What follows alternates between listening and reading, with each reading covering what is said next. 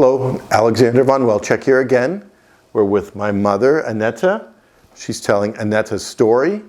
And now we're on to the last chapter of this nice little video presentation.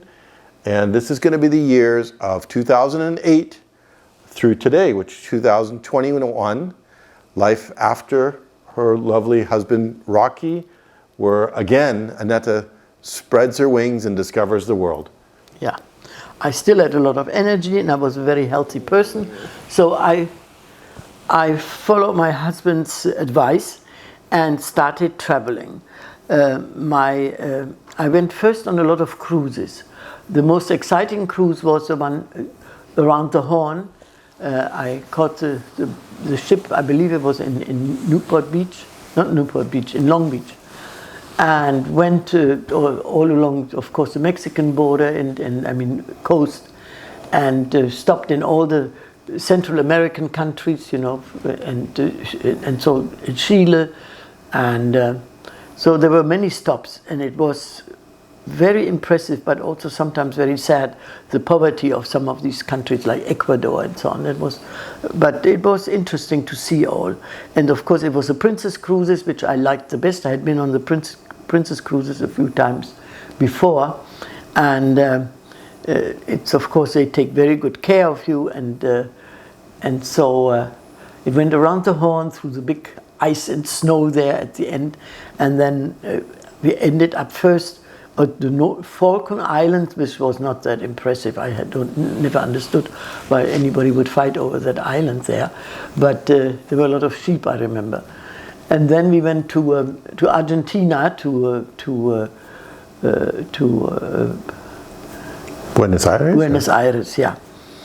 And we also stopped at what is that country before Argentina? You go in Uruguay? Yes, Uruguay, but of course I did like Brazil? Yeah, no. That comes later. Anyway, in Argentina, Buenos Aires. Buenos Aires. In Buenos Aires, it was very impressive. The city, very big. You only see a little bit when you stop a day there, but you get an idea. It was very, very lovely. Anyhow, back on the ship again, and then to Brazil, to Rio. Rio, yeah. And in Rio, of course, that's when the ship stopped. And most people would fly back from there. But I spent 10 days there because that happened to be the Christmas time. And so I spent Christmas in Rio. And Rio was, in that time, it was so safe and wonderful. I think it was 2009. And you could, like on Christmas in the evening, you could walk all along the Ipanema beach and Ipanema, the other beaches. Copacabana? Copacabana, yes. And the bars were all open, and I never felt not safe. I had been once before because of the business in Rio when it was difficult. You couldn't go alone as a woman in the streets there. But now it was very safe. There was a different government that had something to do with it. So the time there in Rio, and I had met on the ship a few wonderful people. Two of them came from that area, and they took the time to show us a lot around there too. It was really very, very nice. And then at some point, there was a lady traveling with me. I had met her at a wedding in Mill Valley, and I said, "Oh, I'm going to go on this trip to South America on a cruise, and I'm looking for somebody." And then this woman called me the next day. She says, "I want to go." She was older than me even. She was already 80, but in good shape. And she says, "I want to go on a trip like that too." And so we shared our bedroom, and that makes you pay half the price that way. That really helps you. And I was out every evening anyway. There was a wonderful disco on board, and so I was dancing every night. It was great. And so then I stayed home again for a while, and then there was another trip. I went through the Panama Canal, and then I went with my girlfriend Gunhild along the coast just, and And I went to England for just a tour through England, and through France. I did the chateaux of the Loire, and so there were all kinds of different beautiful trips. And then what did I do then? I forgot. I think with Rocky, you would go every year to Hawaii. Yeah. Now, did you continue going to Hawaii after? Yeah, or I went. Yeah, I went because I like to swim, and so I went to Hawaii, and then on one trip, I went to Europe. That's what it was. I went to Europe to see my sister in Hamburg, and we went together to the Baltic, and then with my other sister-in-law, we went back in Bruges. We took the ship and went back, and I went with her to Fort Lauderdale, and she had a house in Naples, Florida, on a golf course. This was she was widowed. My sister-in-law, the wife of my oldest brother Heinz. So I stayed with her, probably for a couple of weeks, and we went every day to the beach. And Naples was so wonderful. The beach you could swim every day. It was November.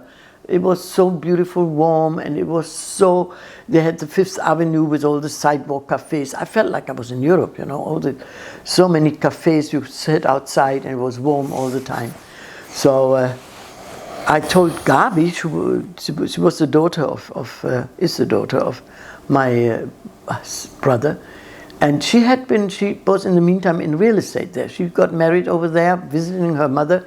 She got married, and was a realtor. And I said, show me something. And she sold me only basically 2 or 3 places in the same building, and the third one I bought.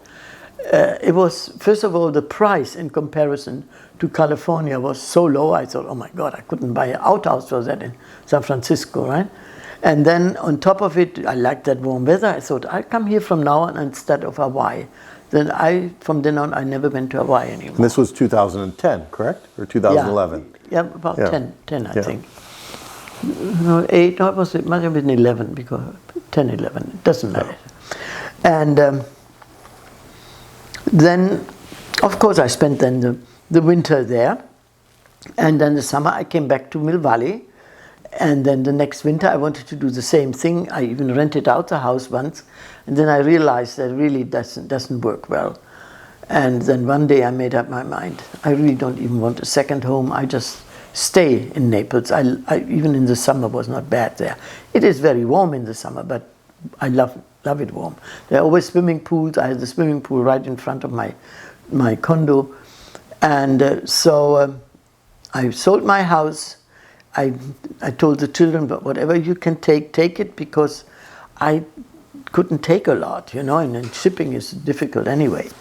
So whatever they took, and the rest, some of it I donated a lot to different places.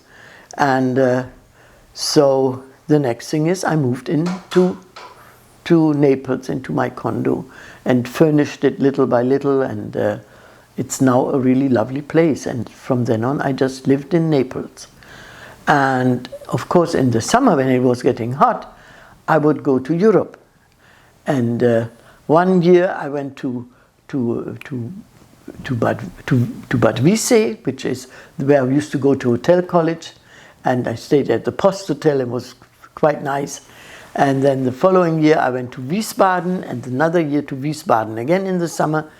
And then sometime, actually, I alternated. One year to Europe, the next year I would go to Mill Valley. I stayed in Mill Valley for the summer, and then in Europe again, then Mill Valley, etc.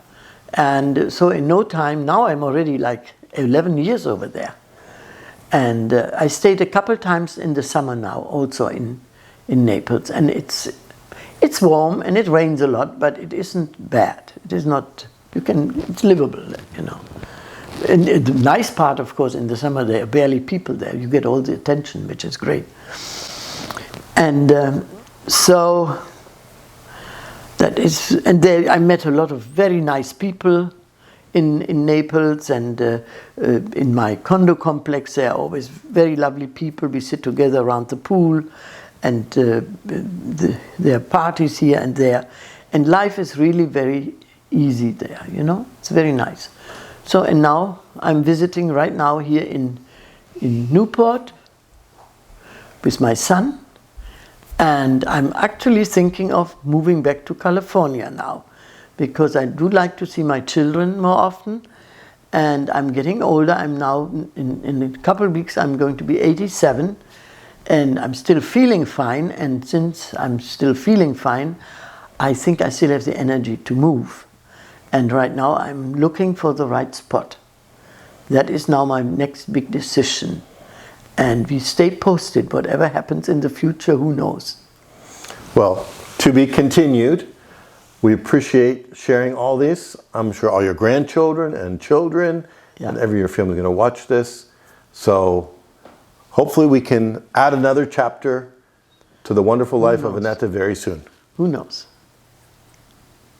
Just to let you know the kind of family I'm from. From my mother's side, there were 11 children, or 12, I don't even remember exactly. But they were all very poetic, and they used like to sing, and especially my uncle Jupp, who created always the craziest poems, and he was very big in the Mardi Gras scene. He always made all the songs, and there are a lot of songs, and then he made songs about my father, how he was going hunting, and but they always were funny. And one of them, it's a little risque, but I think anybody understands it. It's so, more people have laughed about that one, and that is called Der Forts.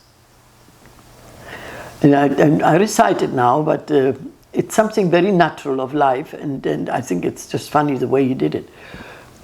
Der Forts besteht aus 1000 Millionen Teilchen. Ein Hauch, und ach, ist entflohen. Duftet süßer noch als 1000 Veilchen, verhallt blast sanfter als ein Flötenton.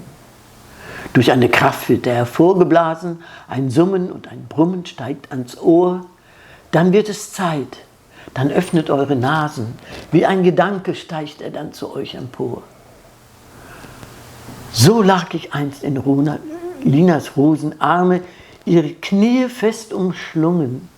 Doch Himmel, plötzlich, hab Erbarmen, zerstört ich ihr Gemüt durch einen Forts, so dass ich vor ihr fiel verlegen und sprach, Geliebte, ach verzeih, und gab ihr dennoch zu erwägen, dass es nur ein Liebesseufzer gewesen sei, der Zeit und Raum in meiner Seel gewann, sodann den rechten Weg verfehlte und sich nach hinten hat gewandt. So lag ich vor ihr, ihre Knie fest umschlungen, und sprach, Geliebte, ach verzeih. Sie aber sprach, du hast das Liebesband durchschossen, du kannst nicht länger mein Ritter sein. Das bringt mich um, das bringt mich noch zum Rasen, das ist der Nagel noch zu meinem Sarg, denn ach, die Liebesflamme, sie war ausgeblasen, und das durch einen Forts, das ist zu arg. Forts ich allein? Forts nicht die ganze Welt? Lässt nicht Ritter, Bürger, Bauer seine Fotze knallen? Ja, selbst das edle Ross und die kleinste Nachtigall. Und vor meinem Hintern hängt auch kein Schloss. I hope it's not over the top. But the kids, I would say the grandchildren, if they hear that poem, they might like to learn German, right? Okay.